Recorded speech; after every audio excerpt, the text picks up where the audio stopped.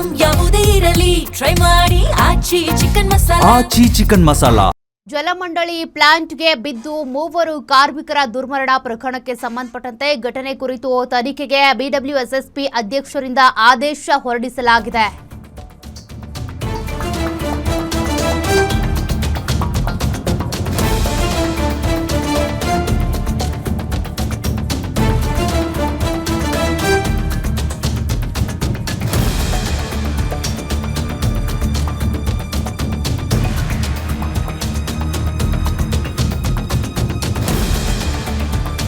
STP ಪ್ಲಾಂಟ್ಗೆ ಬಿದ್ದು ಮೃತಪಟ್ಟಿರುವಂತಹ ಮೂವರು ಕಾರ್ಮಿಕರು ಈವರೆಗೂ ಪತ್ತೆಯಾಗಿಲ್ಲ. ಇಬ್ಬರ ಮೃತದೇಹ ತನಿಖೆಗೆ ಬಿಡಬ್ಲ್ಯೂಎಸ್ಎಸ್ಪಿ ಅಧ್ಯಕ್ಷೆ ಮಂಜುಳಾ ಆದೇಶವನ್ನ ಕೊಟ್ಟಿದ್ದಾರೆ.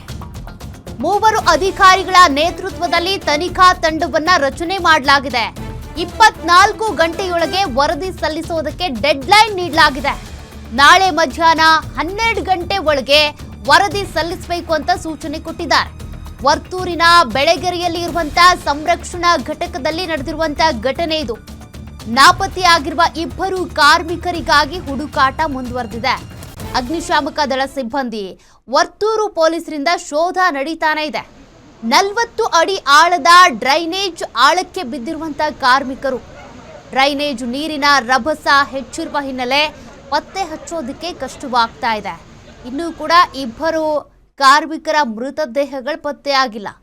ಹೀಗಾಗಿ ಇದಕ್ಕೆ ನಾಳೆ ಮಧ್ಯಾಹ್ನ 12 ಗಂಟೆ ಒಳಗಡೆ ಎಲ್ಲ ವರದಿಯನ್ನ ಕೊಡಬೇಕು ಅಂತೇಳಿ ಆದೇಶವನ್ನು ಕೊಡಲಾಗಿದೆ. ಬಿಡಬ್ಲ್ಯೂಎಸ್ಎಸ್ಪಿ ಅಧ್ಯಕ್ಷರಿಂದ ತನಿಖೆಗೆ ಆದೇಶವನ್ನು ಕೂಡ ಸೂಚನೆ ಮಾಡಲಾಗಿದೆ.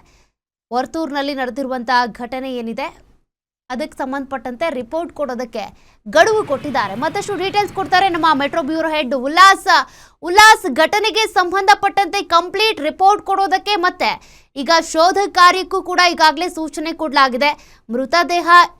ಇನ್ನಿಬ್ಬರ ಮೃತದೇಹ ಇನ್ನೂ ಪತ್ತೆಯಾಗಿಲ್ಲ. ಕಾರ್ಯಾಚರಣೆ ಹೇಗ್ ನಡೀತಾ ಇದೆ ಉಲ್ಲಾಸ್? ಸದ್ಯಕ್ಕೆ ವರ್ತೂರು ಬಿಡಬ್ಲ್ಯೂಎಸ್ಎಸ್ಪಿ ಎಸ್ಟಿಪಿ ಪ್ಲಾಂಟ್ ನಲ್ಲಿ ನಡೆದಿರುವಂತಹ ಘಟನೆ ವಿಚಾರಕ್ಕೆ ಸಂಬಂಧಪಟ್ಟಂತೆ ಈಗ 3 ಕಾರ್ಮಿಕರು ಕೆಲಸವನ್ನ ಮಾಡ್ತಿದ್ರು ಅನ್ನೋದು ಗೊತ್ತಾಗಿದೆ. ಸೊ ಅದರಲ್ಲಿ ಓರ್ವ ಕಾರ್ಮಿಕ ಈಗಾಗಲೇ ತೀರ್ಕೊಂಡಿದ್ದಾರೆ ಅನ್ನೋದು ಗೊತ್ತಾಗಿದೆ. ಇನ್ನಿಬ್ರು ನಾಪತ್ತೆ ಆಗಿದ್ದಾರೆ. ಆದ್ರೆ ರಕ್ಷಣಾ ಕಾರ್ಯ ಸದ್ಯಕ್ಕೆ ಆಗ್ತಾ ಇಲ್ಲ. ಕಾರಣ ಎಸ್ಟಿಪಿ ಒಳಗಡೆ ವಿಷಾನಿಲ ಹೆಚ್ಚು ಇರುವಂತದ್ದು. ಹಾಗಾಗಿ ಹೊಸ ನೀರು ಕೂಡ ಹರಿತಾ ಇರೋದ್ರಿಂದ ರಕ್ಷಣಾ ಕಾರ್ಯ ಪತ್ತೆ ಕಾರ್ಯ ವಿಳಂಬ ಆಗ್ತಿದೆ ಅನ್ನುವಂಥದ್ದು ಒಂದ್ ಕಡೆ. ಆದ್ರೆ ಮತ್ತೊಂದು ಕಡೆಗಳಲ್ಲಿ ಈಗಾಗಲೇ ಘಟನೆಯನ್ನ ಬಿಡಬ್ಲ್ಯೂಎಸ್ಎಸ್ಪಿ ಕೂಡ ಅತ್ಯಂತ ಗಂಭೀರವಾಗಿ ಪರಿಗಣಿಸಿದೆ. ಘಟನೆ ನಡೆದಂತ ಸ್ಥಳಕ್ಕೆ ಬಿಡಬ್ಲ್ಯೂಎಸ್ಎಸ್ಪಿ ಚೇರ್ಮನ್ ಡಾಕ್ಟರ್ ಮಂಜುಳಾನು ಕೂಡ ಸ್ಥಳಕ್ಕೆ ಭೇಟಿ ಕೊಟ್ಟು ಘಟನೆ ಸಂಬಂಧಪಟ್ಟಂತೆ ಒಂದಷ್ಟು ಮಾಹಿತಿಯನ್ನ ಕಲೆ ಹಾಕುವಂತ ಕೆಲಸವನ್ನ ಮಾಡಿದ್ರು. ಅಷ್ಟೇ ಅಲ್ಲದೆ 3 ಅಧಿಕಾರಿಗಳ ಚೀಫ್ ಇಂಜಿನಿಯರ್ ನೇತೃತ್ವದಲ್ಲಿ 3 ಅಧಿಕಾರಿಗಳ ಒಂದು ತನಿಖಾ ತಂಡವನ್ನು ಕೂಡ ರಚನೆ ಮಾಡಿ ನಾಳೆ 12 ಗಂಟೆ ಒಳಗಡೆ ಘಟನೆಗೆ ಸಂಬಂಧಪಟ್ಟಂತೆ ಸಂಪೂರ್ಣವಾದಂತಹ ಒಂದು ವರದಿಯನ್ನ ಕೊಡ್ಬೇಕು ಅನ್ನುವಂತ ಒಂದು ಸೂಚನೆಯನ್ನು ಕೂಡ ಕೊಟ್ಟಿದ್ದಾರೆ. ಯಾಕಂತಂದ್ರೆ ಈ ರೀತಿಯಾದಂತ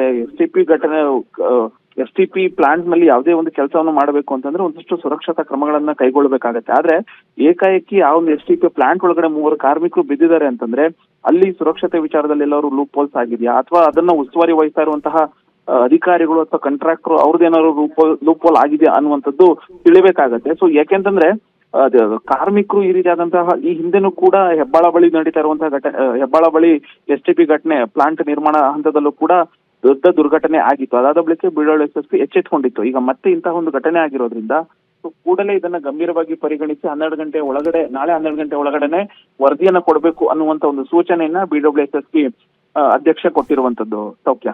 ಓಕೆ, ಥ್ಯಾಂಕ್ ಯು ಉಲ್ಲಾಸ್ ಮಾಹಿತಿಗೆ.